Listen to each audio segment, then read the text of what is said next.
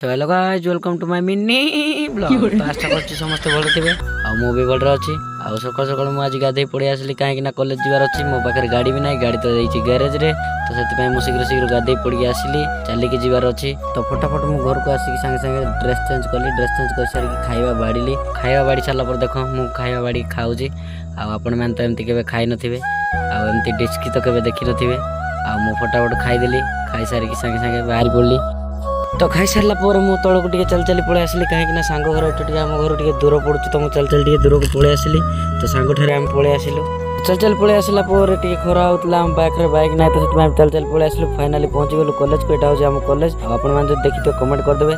तो आम क्लास रे बसिलु। क्लास रे देखिलु झील थे पुओ थे। क्लास सरला आम फाइनाली पड़े आसिलु गैरेज को। गैरेज देखिलु गाड़ी काम सर नाला। तो आम टे वेट करदेलु। गाड़ी काम सरला फटाफट गाड़ी को धरिक पड़े आसिलु। वीडियो टी जब नुआ देखुवे ताले लाइक करेंगे, कमेंट करेंगे और शेयर करदे सांग मानक पाखक। ठीक अच्छे देखा हम नेक्स्ट वीडियो रे। Tata love you all. और लाइक शेयर न करले साला तोर बुआ नहीं रक्षा करे।